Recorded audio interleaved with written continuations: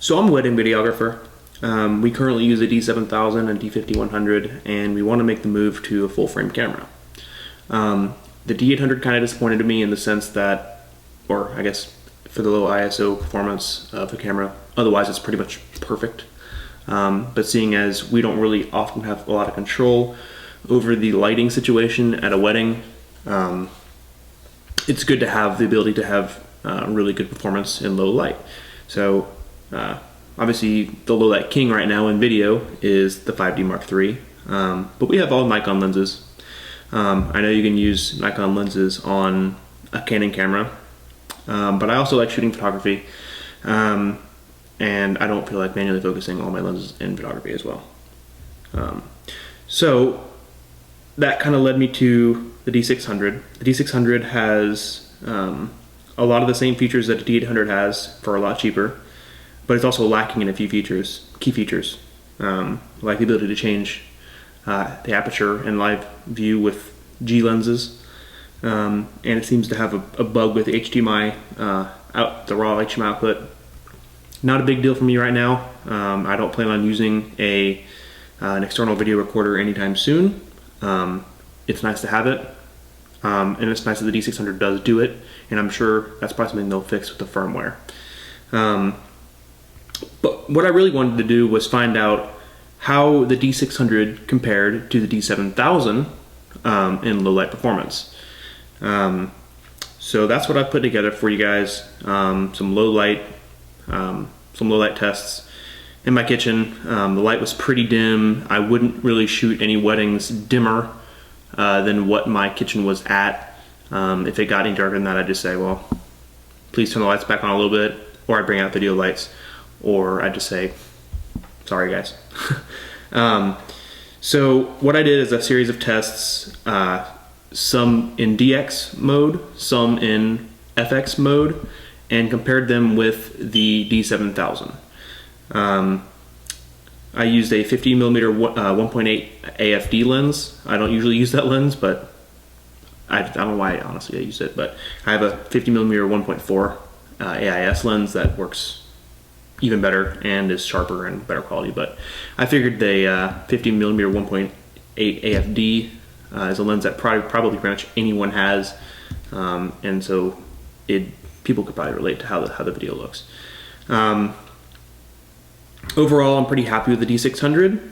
It's a good camera, but I really don't see that much of a difference from the D7000 to the D600, especially for $800 more, or $800 to $1,000 more. It does have some nice. It does have some nice things like a headphone output, but I don't use the headphone output. I'll be using, or I always use an external audio recorder for that kind of thing.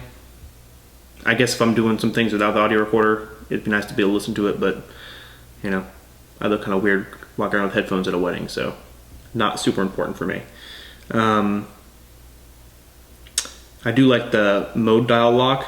That actually is pretty nice. I don't particularly like where the new record button is compared to the D7000. I really actually liked the live view switch and the record button on the D7000. I thought it was really practical, but maybe I'm just biased as I've been using it for 2 years. So that's that.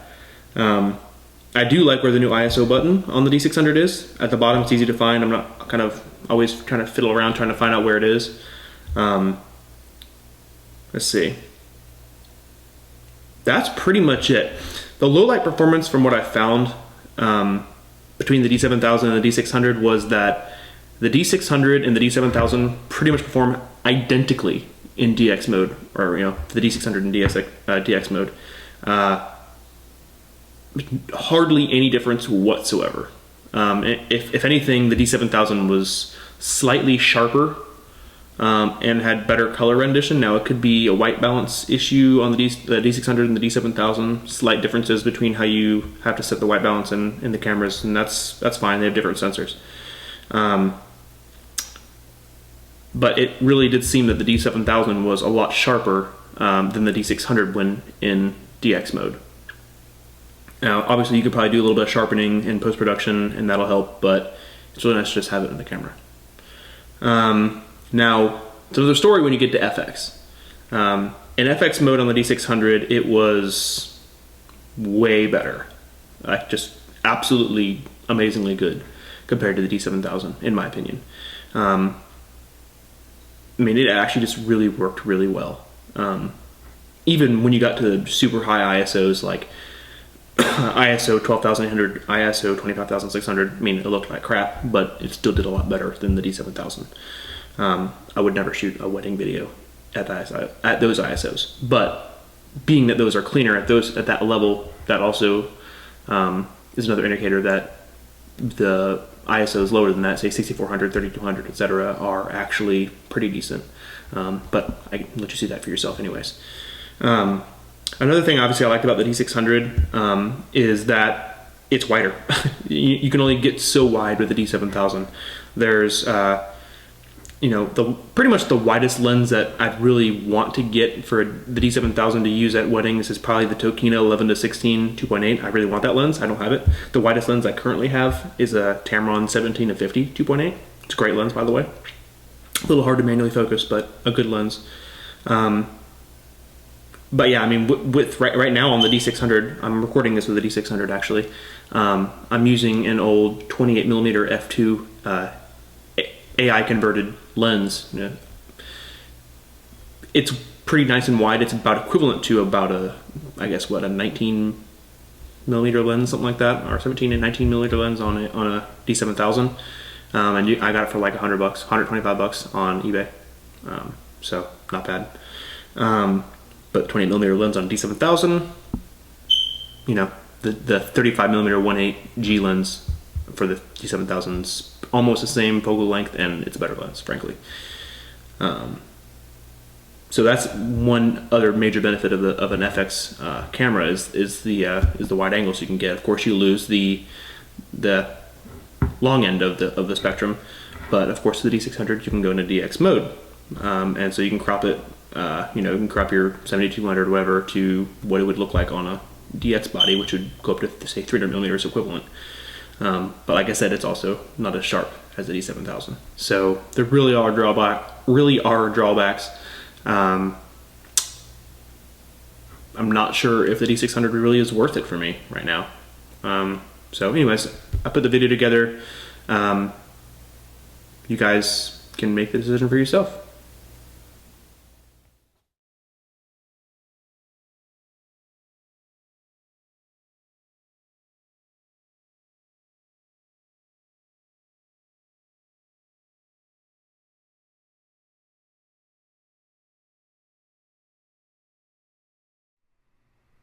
So I'm going to try not to talk your ear off, but I do want to explain a few things. In these scenes, I'm trying to keep the same settings, just raise the ISO to show you the noise and keeping all things the same, since ISO really is the main proponent of what causes noise. So you can see with the same settings what the scene will look like at all different ISOs.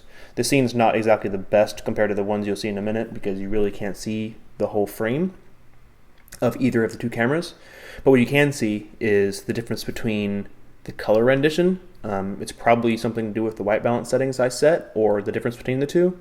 I tried to keep them the same, but as you can see, the D600 is definitely a bit warmer. The blue is not blue, it's more green due to the yellow.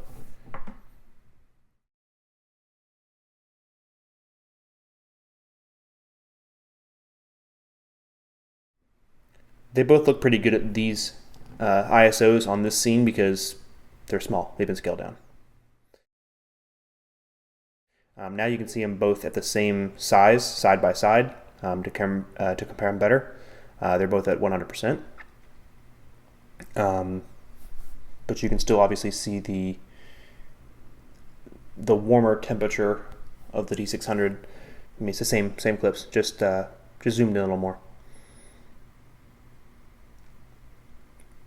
According to the D600's light meter, when I was shooting these, the proper exposure was right at 3200. So it should look pretty good, right around 2500, 3200-ish. And it looks pretty good there. But you can really see now the difference in sharpness between the D7000 and the D600 in these scenes. That you can really see the texture of the wall the plaster on the wall on the D7000 much better than the D600. Both of them are performing about the same in noise performance here.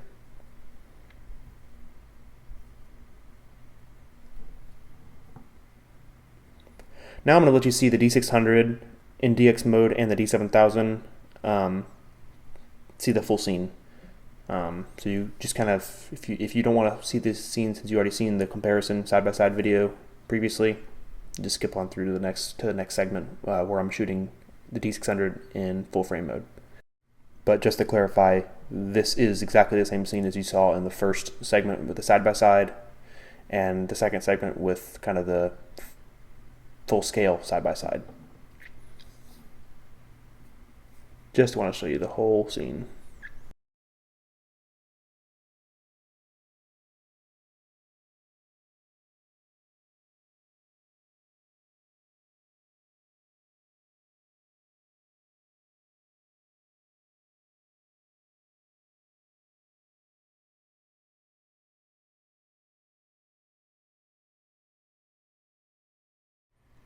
D600 looks pretty good at 6400 ISO at DX mode, but it's really not great.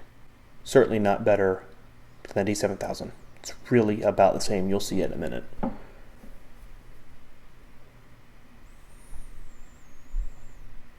The D7000, strangely, when you see it by itself, looks equally as kind of off in the color, kind of greenish yellow, yucky. But you can definitely pick out more detail, at least on the wall.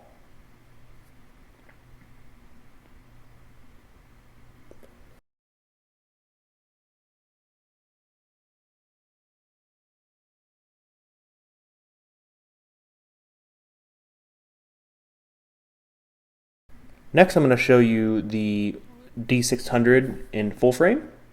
The same scene. It's going to be a bit wider because the same lens, a 50mm lens, has a different apparent focal length on a D600 in full frame as opposed to a D7000 or D600 in DX mode. So now you can see the D600 in full frame or FX mode. It's looking pretty good so far. But where this camera really shines is when you get into high ISOs with this in full frame mode. It absolutely looks great in comparison to the D600 in DX mode or the D7000.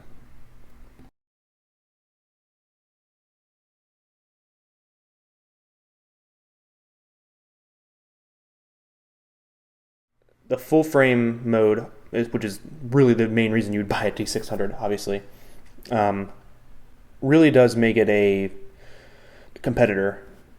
It's not as good as the 5D Mark III, but it really does look pretty darn good.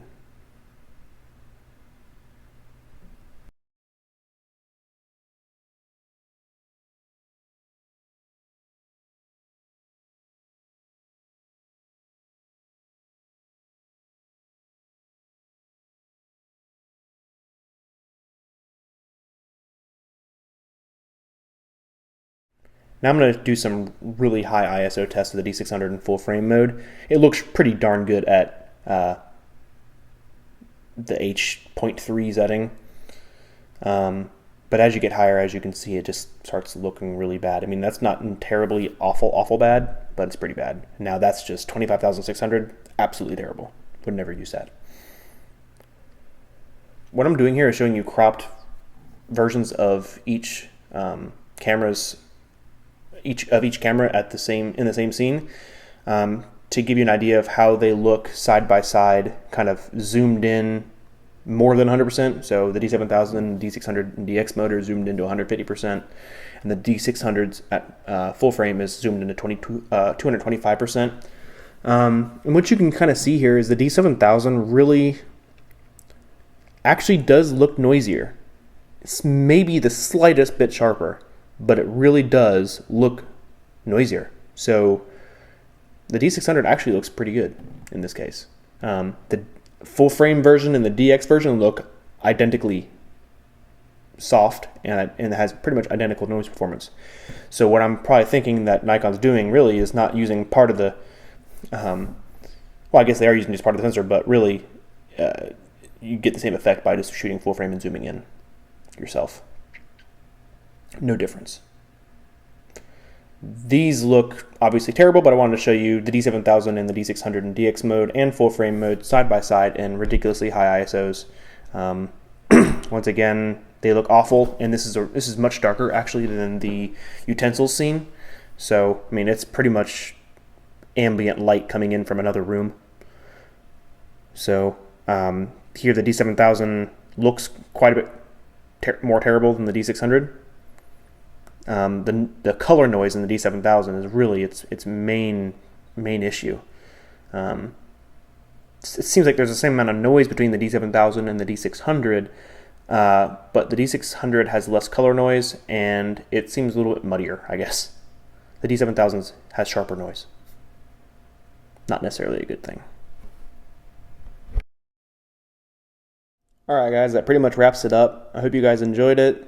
I enjoyed making it. I might do some more videos in the near future comparing the D7000 with the D600. If you guys have any ideas of things you want to have tested, let me know. Right now, my ideas are pretty much maybe some dynamic range tests. They should probably have the same amount of dynamic range in video because they're using the same codec, but who knows. I don't currently have an HDMI recorder. I don't have any other cameras other than the D7000, the D5100, and the D600, so I won't be able to do any tests between any other cameras. But maybe some battery tests, some sharpness tests, some dynamic range tests, audio tests, anything else you guys are interested in, just let me know, and I'll see what I can do.